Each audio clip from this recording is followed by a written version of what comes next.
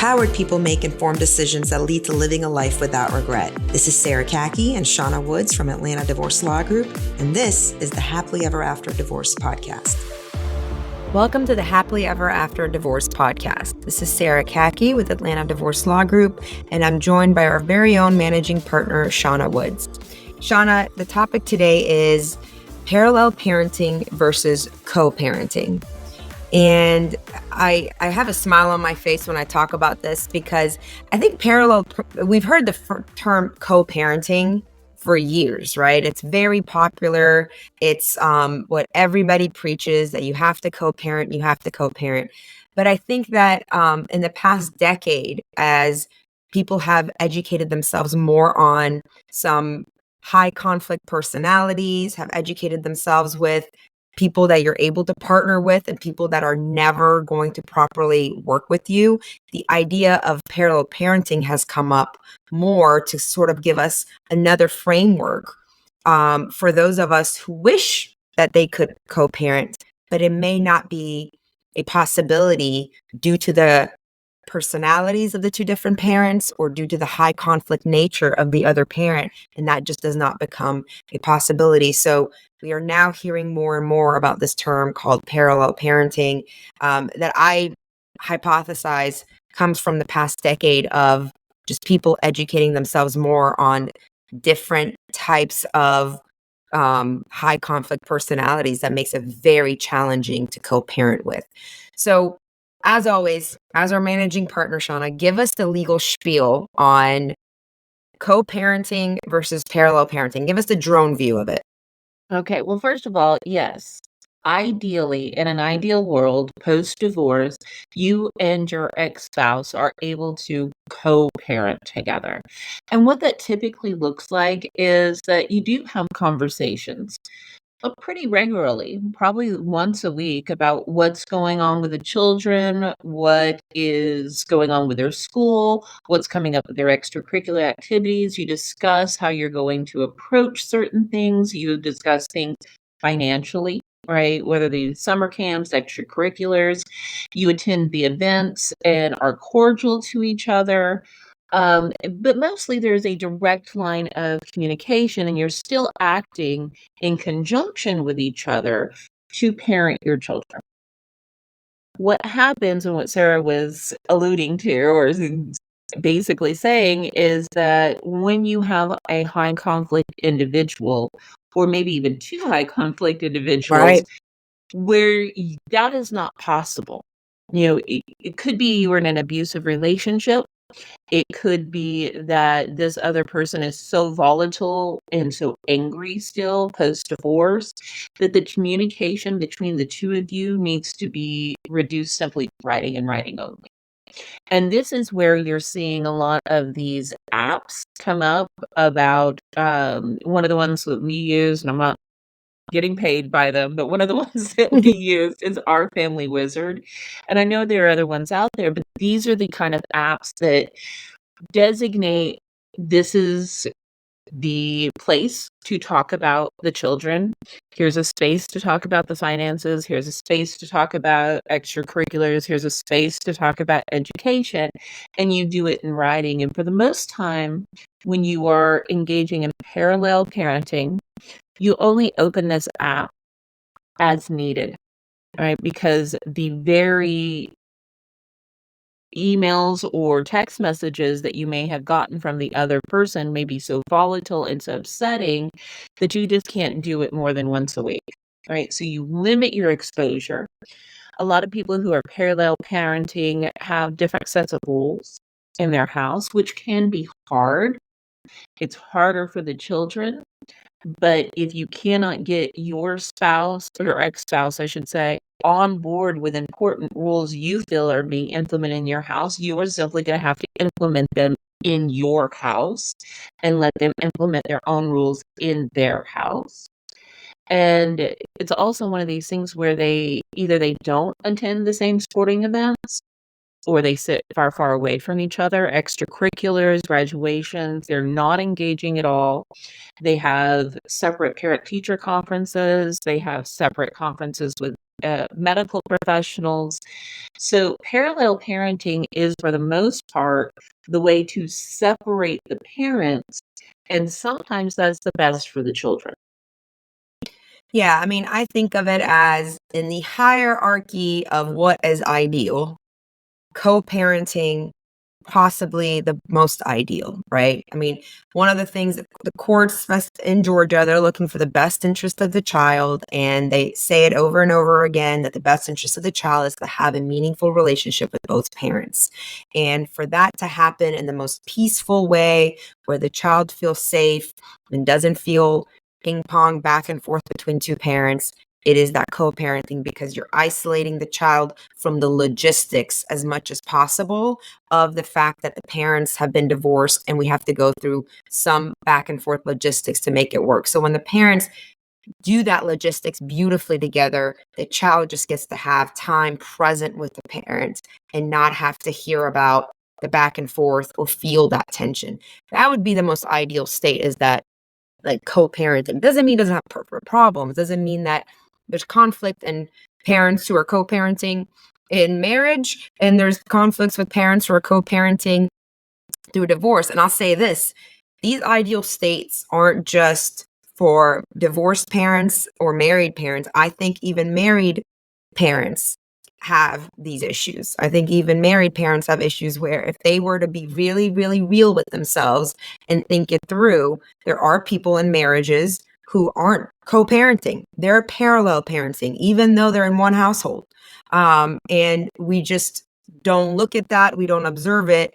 And we think this just happens to children of divorce. It actually happens a lot to children in married homes.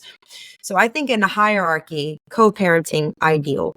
If that is just not possible for you, and I see this, I had a client recently that I spoke to, and it was almost like years of therapy for her to just give up this hope of we will co-parent together. And it seemed like she was the only one doing all the emotional labor to get Mhm. them there.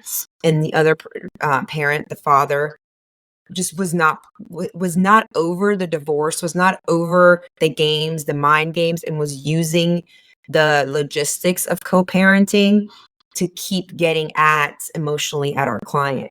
So at some point she just had to say, that is just not in the cards for us, is to co-parent. So I'm going to go to the second best thing I have. The next best thing I have is to just figure out a way to parallel parent with him. I think there is a rock bottom past that, which is they actually start alienating the child because they can't from the other parent. They start talking bad about the other parent.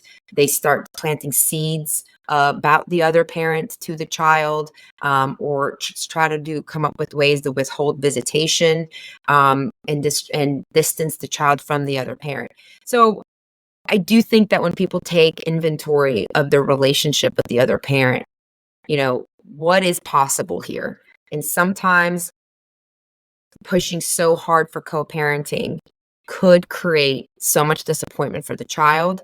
It could create so much of those moments where, well, mom's supposed to come pick you up right now. I don't know where she's at, because we're trying to push ourselves into this square box when that's just not us and we can't squeeze our way into it. But all we hear in social media and the books out there, I mean, how many books is there out there on co-parenting, and how much content are we consuming of this is the way to go or your child will be damaged? And that's hard for a parent to hear. And then to say, okay, if I don't do this, my kid's going to be messed up. And it's like you're constantly running away from this fear of, I can't co-parent. I can't co-parent. We're kind of here to tell you that there's a lot of parents that are actually parallel parenting that are in married homes. And right. And then there's people that are divorced that parallel parent, and it can be just fine. It might not be ideal, but it could be just fine. And I want to emphasize that it's what's best for the children, because if you have somebody who wants to co-parent, but the other person doesn't, it takes two. Yeah. It cannot just be one saying, "I'm the person who's gonna co-parent," and they don't have the buy-in or they have just, absolute rejection on the other side. And I wanna tell you that it's not always to the courts when you're parallel parenting, a lot of times what they're looking at is doing a 50-50 division of time set, because they want to ensure that the children have access to both parents, to Sarah's point, so that there is not parental alienation. So if you are of the mind that, "Ooh, parallel parenting sounds fabulous to me," and it may be needed in your particular case, please also have in the mind that the court's probably going to look at this as a 50-50 custodial relationship so that they ensure both parents have access to the children and the children have access to both parents. So, is it ideal? No. Is it necessary? A lot of times it is, because they simply cannot reach that level of um, cooperation is the word I'm looking for the ability, and both parents have to be there. Right? Both parents have to say, "I am willing to cooperate," which means compromise, which is not a word that we like to say when we're dealing with our children post-divorce. Oh yeah, asking a divorced parent to share their child with the person that they decided don't want to do life with anymore. It's not for the light of the heart. Um, so Shauna, I let me bring something up with you. Do you find I find this to be true? I wonder if you've seen it.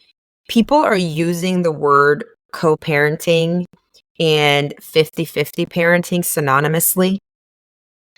Yes, and that's not What actually is an that accurate about? statement. I think people use a lot of buzzwords and they tie them together and they don't necessarily always go together. Co-parenting doesn't mean that you have a 50-50 custodial relationship. Co-parenting means that the two of you are getting along well enough to have these deep conversations or even casual conversations and do it in a manner that you're not attacking each other, that you're not abusing each other, and that you're not, and I hate this word, but I'm going to use it, triggering each other. Right? It is wonderful if we're able to put aside the animosities and the pain of the past. Not always able to do that. But I want to kind of bring in a third that we didn't even bring up, a third type of parenting style that I think happens in some of these conflict ridden divorces. There are a lot of times when you are the only parent, and we've talked about that before, Yeah. whether you're the Mhm. single parent or the only parent. So if you're co-parenting, you're working with someone else to raise your child.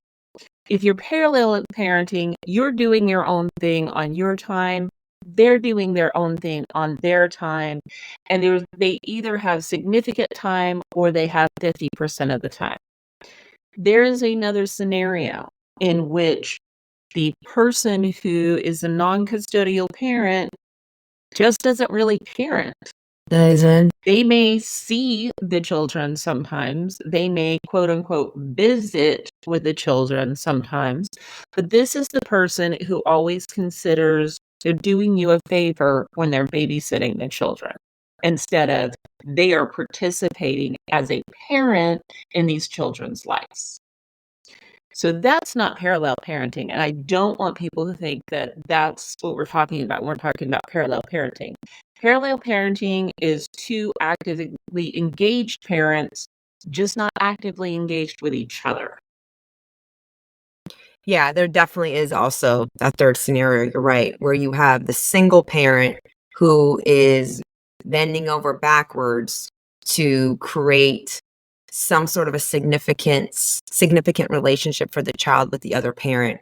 And at that point, I just call the other parent an adult relative to the child versus an actual parent. Because to me, a parent takes active interest and involvement in the development of the child. Um, Whether that is spending no matter how much physical time they're spending with them, they're part of the conversation of the development of the child. They take responsibility for it, versus the relative parent. That's what I want to call them, the relative that gets to come and have fun with them, spend some time with them, and then doesn't take any responsibility back home. It's like, you know what? You just get to be the fun aunt or uncle, don't you? Um, that one's really, really frustrating for single parents. It's very frustrating. I think it's extremely frustrating. It's frustrating to the point of on so many different levels because our co-parenting analysis, right, is built on the idea that both parents are going to be involved. And you are going to be able to discuss things like education and medical and extracurricular and religion with the other parent and make these decisions, if not together, then absolutely having their input. When you don't have a parent on the other side that can have those discussions, whether you're doing parallel or you just have what I call the Disney daddy or the Disney mommy, Yeah. um, then you're making all these decisions basically on your own. Co-parenting, and just to reiterate, you can do 50-50 in co-parenting or parallel parenting, but when you have the Disney dad or the Disney mom, that's not a 50-50 scenario. And it's not to say if you do A or B that it is a 50-50 scenario. It's just that it can fit into any one of the scenarios.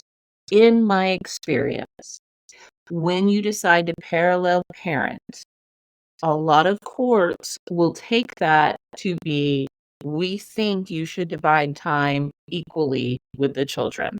So it's just a caution I want to give to people when the immediate gut check is, I can't co-parent. Okay. Are you ready? And do you think it's good for your children to spend 50% of the time with the other spouse? Right. Right. Also, don't you see how courts usually do look for the parent who is going to be most supportive of a co-parenting framework, and they usually reward that parent more. So that is also another gut check, I think, for the parents going through this process is align yourselves and your goals with the court's goals, and you'll see the reward in that. The court's interest is the best interest of the child. They believe the best interest of the child is co-parenting. So if you present your goals and your objective to be, I want to do what it takes to co-parent, and that's how you present yourself, the court will more likely reward you than the other. Absolutely. One of the factors that they take in consideration when they list what are the factors we consider when we're considering the best interest of the child? One of the key factors is, can you facilitate a relationship with the non-custodial parent and the children? And if the answer is no, you might not be the custodial person. Right. Shawna, how much control does the parent who's involved in parallel parenting, how much control do you think they have to give up? Because emotionally, this can be tough for the custodial parent, right? The custodial Ab- parent that's been the primary caretaker and now has to accept the fact that, man, we're not co-parenting, we're parallel parenting. So when, child goes over to her house or his house, it's not gonna at all look or feel the way I want things to be done for my child, and I just have to let go of that. Yep. And that's the key of it. You have to let go of it. Unless this person is putting your children in danger, just because they parent differently than you do does not mean they parent wrongly. And I have a lot of times I have to sit with people who will tell me, he's never changed a diaper. My children have never been alone one night with this person. Okay, well, he's going to have to change a diaper now. And they're going to be spending the night alone at dad's house. And that's going to happen. And we have to wrap our heads around it. I think it's really hard for people who have been primarily a parent and a homemaker to let go of that, because not only is that how they feel what's in the best interest of their children because they've been there since birth, but that's part of their identity is to Yeah, be able to provide and control the atmosphere around their children. That's not going to happen. You married someone. You chose to have children with someone. That someone is going to get to be those children's parents. The children deserve two parents. You're not going to be able to gatekeep what goes on in the other person's household. That's To the extent it's not dangerous. yes. Yes. I Well, want to raise this advice for the parents who are involved in parallel parenting, and I'll leave it there. I do think it's very important to think about transition time for the children when they come home from another parent's house where the setup is parallel parenting. The children will need some transition time.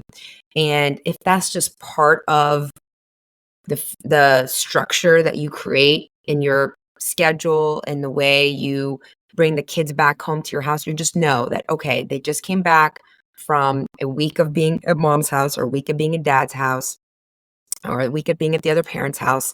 And I need to just give them like maybe a 24-hour window to transition back instead of just being like, okay, let me look for all the things my child's going to be doing wrong now and all the, behaviors I have to correct in the next 24 hours. Just give them some time, let them transition back into the house and into the structure of your home. And they will bounce back. Kids bounce back much quicker than you think. I mean, the analogy I have to that is, parents who work and we leave our home every day and we leave our home. We leave that soft parenting, cuddling with our kids, the warmth of the home. We go into a office or a business setting somewhere and we're making decisions, we're moving things, we're, on our feet, thinking a mile a minute. And then we have to go back home to little ones and be soft and cuddly and nurturing. And that's transition for us as adults. Some of us are not even aware of it, but that drive home, you're already transitioning into that. Your child's going through the same kind of thing. So if you can just know that they just need a little bit of transition to adjust back and you give them the space to do so, they'll be fine. Anything else on that, Shawna? No, well, maybe just one more because I think that what you brought out was so very important. Um, and also just another example, think of our children when they go off to school. And school has different roles than home has, right? Or they go to when they're a little bit older, they may be involved in extracurricular activities, and the coach has different rules than you have, right? Mm-hmm. And so you teach your children, well, when you're in the school setting, you obey the teacher. She's the one who sets the rules. And when you're out on the field, the coach is the one who sets the rules. And when we're in my home, I'm the one who sets the rules. And when you're in dad's home, he's the one who sets the rules. That is a core principle to just teach them that's consistent throughout everything they experience. I love that. Thank you, Shawna. Thank you. Thanks for listening to the Happily Ever After Divorce podcast. If you'd like to learn more, go to atlantadivorcelawgroup.com/resources.